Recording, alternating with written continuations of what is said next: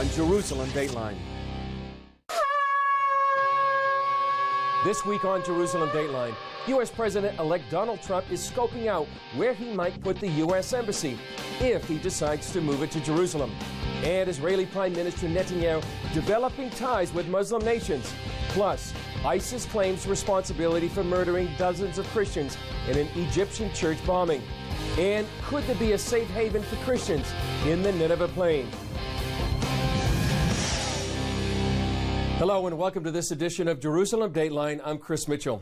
President-elect Donald Trump has nominated his choice for U.S. ambassador to Israel. David Friedman's nomination signals to many that Trump really does intend to move the U.S. Embassy to Jerusalem. Even before the nomination, Trump's transition team is reportedly exploring the possibilities of moving the embassy. And we took a look at a few of the places they may be considering and what such a move would mean. During his campaign, Trump pledged to move the U.S. Embassy from Tel Aviv to Jerusalem. His campaign manager, Kellyanne Conway, reiterated that pledge and said it's a very big priority for Trump. Some believe one possible location for the U.S. Embassy would be at the current site of the U.S. Citizen Services Office.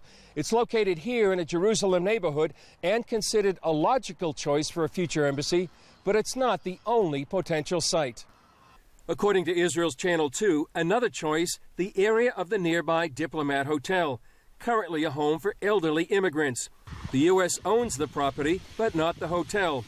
A third site is this abandoned lot in the busy Talpiot neighborhood, owned by the U.S.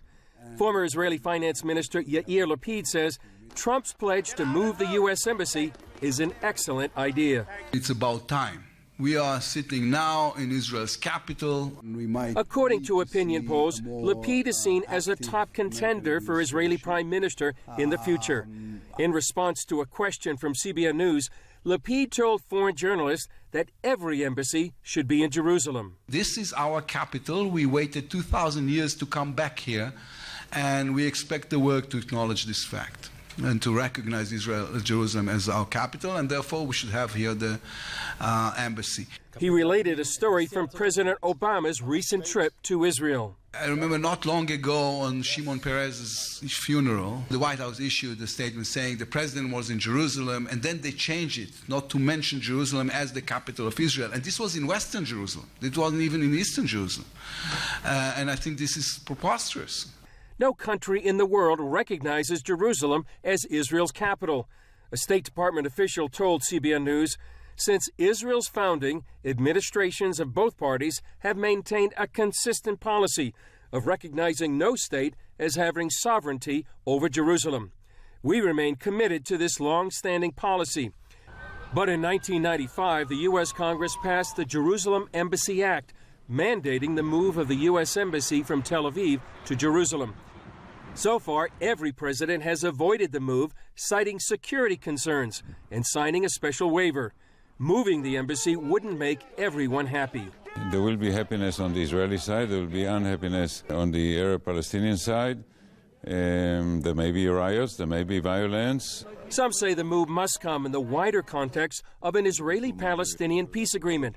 Others believe Jerusalem is Israel's eternal, undivided capital. In the meantime, many say if the move is ever going to happen, Trump is the one to get the job done. Moving the embassy to Jerusalem would be a bold move. Israeli Prime Minister Benjamin Netanyahu says he believes President-elect Trump will be supportive of Israel. In an interview with the CBS News program 60 Minutes, Netanyahu told Leslie Stahl that he would stand up for Israel no matter who is in the White House. I know Donald Trump. I know him very well. And I think his attitude, his support for Israel is clear. He feels very warmly about the Jewish state, about the Jewish people, and about Jewish people. There's no question about that. With Trump, do you think that Israel will not be as at odds with the United States as you have been under the Obama administration? Yeah, we had differences of opinions with, I had differences of opinion with President Obama, and most well known, of course, is Iran. Was it personal between the two of you? No. No, I don't think so. I think that, suppose we had the greatest of personal chemistry, okay?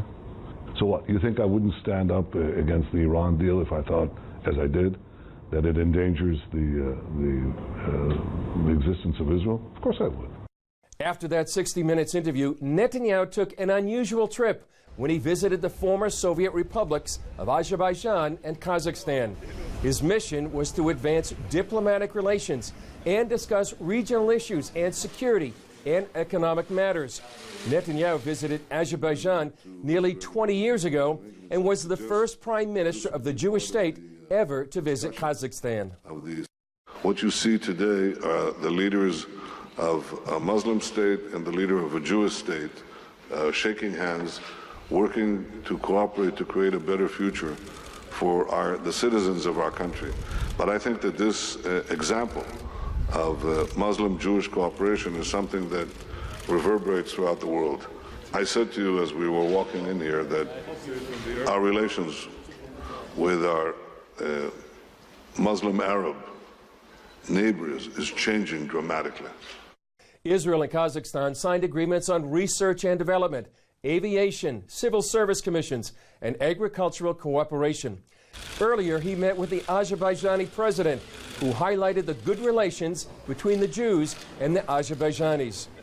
For centuries, Jews and Azerbaijanis lived in peace, friendship, and continue to live here in Azerbaijan.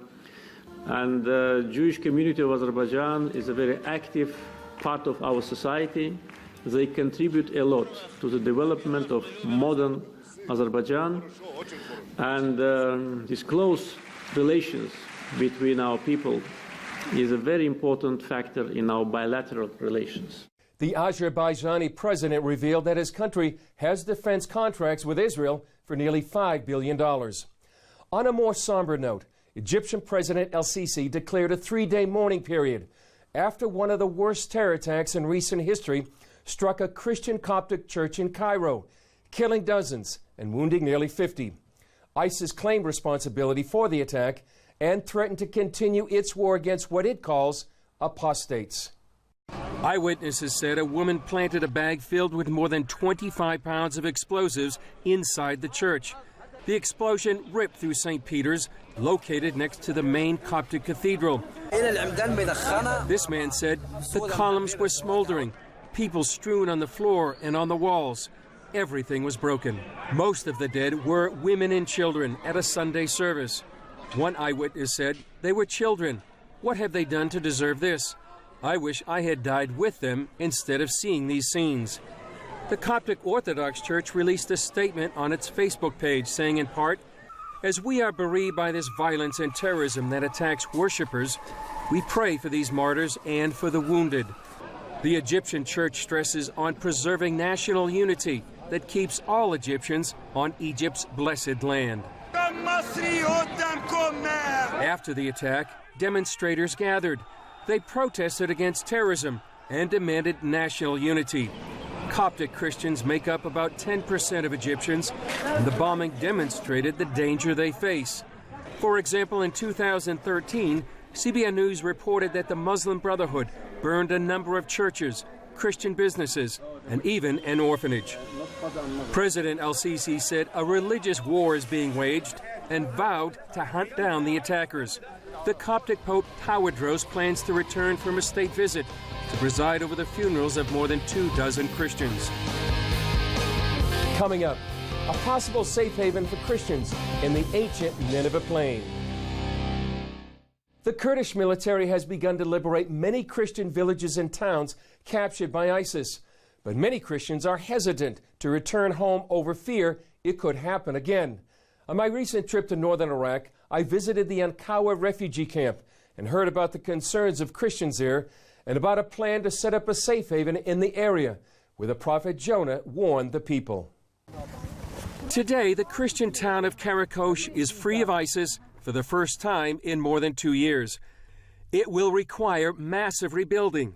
And as Sister Diana of the Nineveh Relief Organization told CBN News, it also needs security.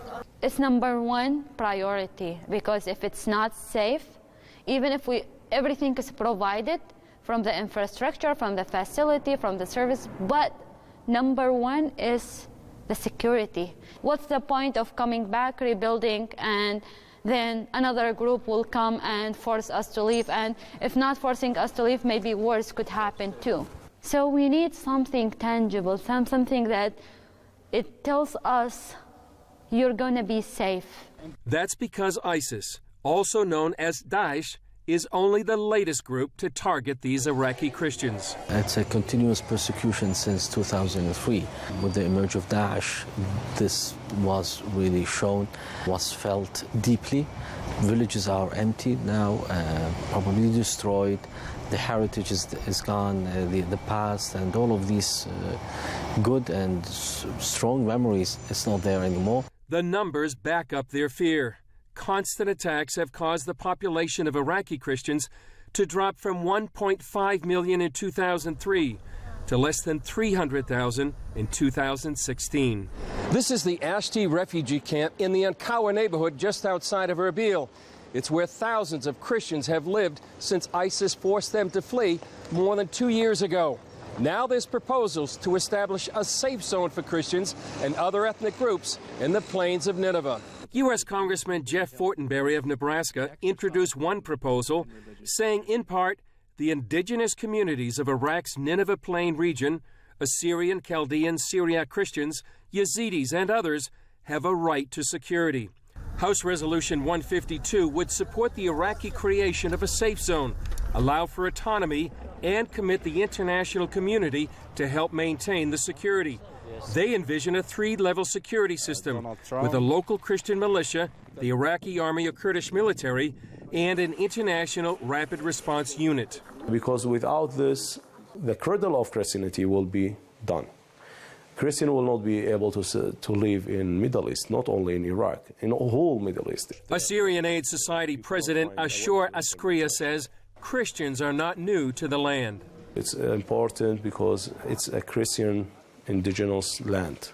Iraq and Middle East, we are not visitor here because sometimes people, they think that we are not from this land because now we are already like minorities in this region.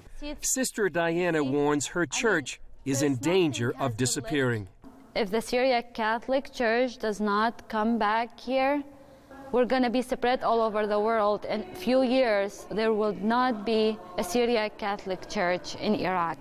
Steve Reich is with the Chaldean Church. For security reasons, we won't show his face. He says discouragement can be a killer. I think one of the dangers in the West is we look at these people from afar and we say, oh, nobody's trying to kill them today. They're living in a tent. They're getting some kind of food, which is all fine if you don't care about whether or not they survive as a community, and keeping them alive in a situation where they've got no hope. They've got no future. What's more cruel?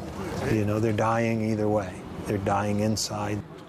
Ithara, a mother of 3 daughters, echoes that feeling and has a message for mothers in the West. For all the mothers that hear me today, we tell them we need a quiet life. We need a safe life for us and our children. Bishop Warder agrees with a safe zone, but also says it needs to be personal. We need also a process of reconciliation among all the components of the Iraqi society and the people of Nineveh Plain, because to be victim, it's one issue, and also to victimize others in retaliation, this will not bring peace and stability. In the meantime, Christians go on with their lives. Sister Diana led this graduation ceremony for those learning English as a second language.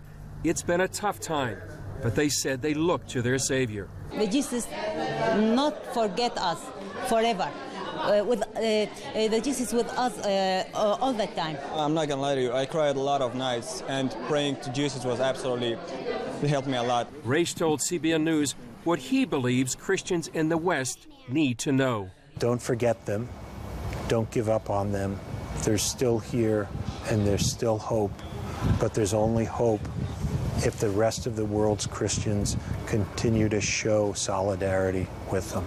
We need your support, we need your prayer, we need your voice, we need raising awareness and keep telling the story. Up next, how one church is helping refugees right in their hometown. While politicians have been debating about the Syrian refugee crisis, the church has often stepped in to provide real solutions.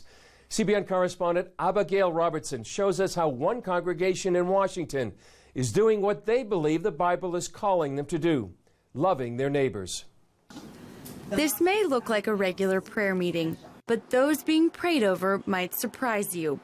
A Muslim family recently resettled from Syria, who left their country when ISIS invaded their hometown and gunned down many of their neighbors. The family buried their 16-year-old son alive for hours during the raid to protect him from being forcibly recruited to the terrorist organization. Members from National Community Church have gathered to listen to the family's story and learn more about why they fled to the United States. Have you ever met any Syrian refugees before?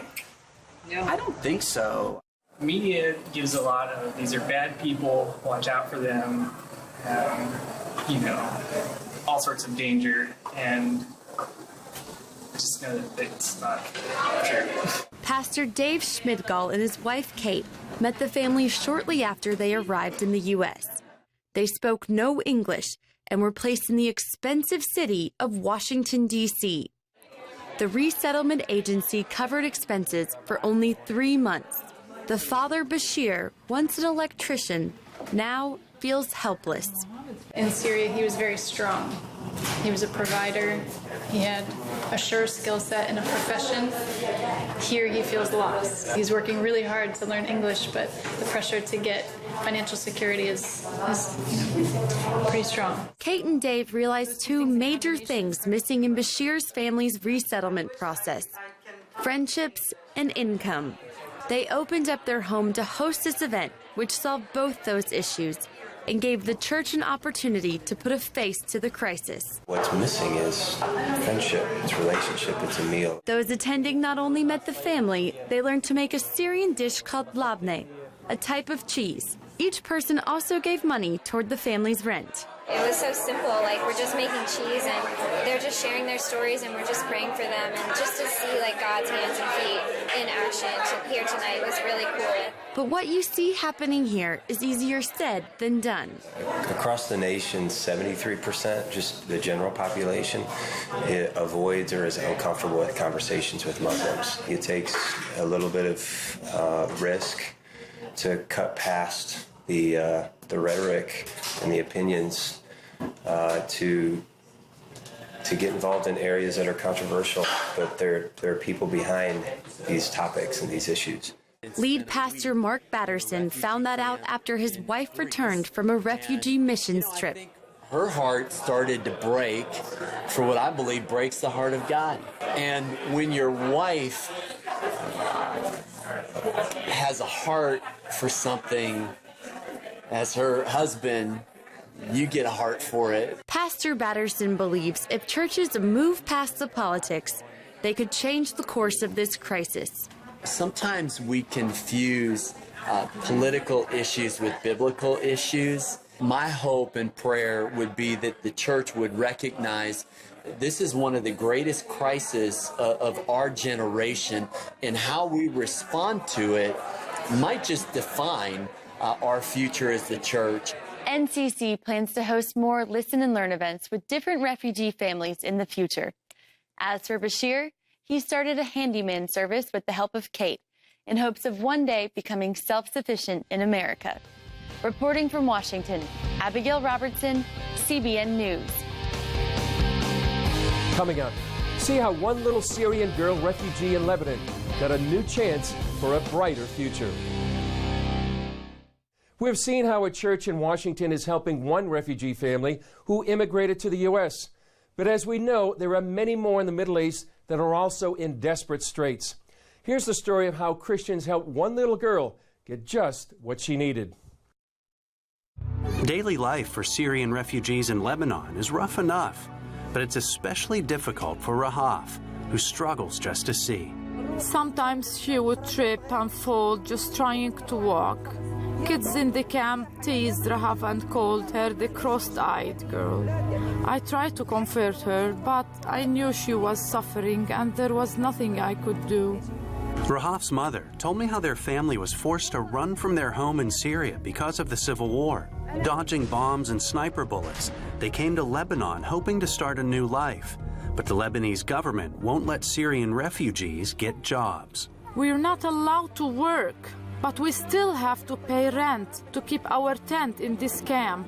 We're in so much debt and we can't even afford food, much less the surgery needed to fix Rahaf's eyes. When Heart for Lebanon, which is supported by CBN, found out about Rahaf's problems, together we got her the corrective eye surgery she needed. Now Rahaf is able to study at the Heart for Lebanon Hope Center, a school for Syrian refugee children. Here, with the support of CBN, they're learning math, Arabic, and English. I'm really happy now because I can see to read and write. I can even play outside with my friends without falling down. Rahaf has become a different person since the operation. You have given her a future. She smiles a lot now, and that brings joy to our whole family. The children at the center also get to watch Superbook in Arabic and learn about Jesus Christ. I love Jesus because he forgave us of our sins. He has been with me and protected me during the war and all the bad times. CBN and Heart for Lebanon give food to Rahaf's family and thousands of others in the refugee camps. You are the only ones that have truly cared for us, and they are the refugees. The kids are so happy when you come, and we always talk about how amazing the food is while we prepare it. We sit down to a meal and we say, God, please bless these people as they are blessing us. I want to thank Heart for Lebanon and CBN from all my heart. Well, that's one of the happiest stories in the Middle East today. That's all for this edition. Thanks for joining us, and remember to pray for the peace of Jerusalem and for our persecuted brothers and sisters and refugees in need. Remember, you can follow us on Facebook and Twitter and Instagram. I'm Chris Mitchell. We'll see you next time on Jerusalem Dateline.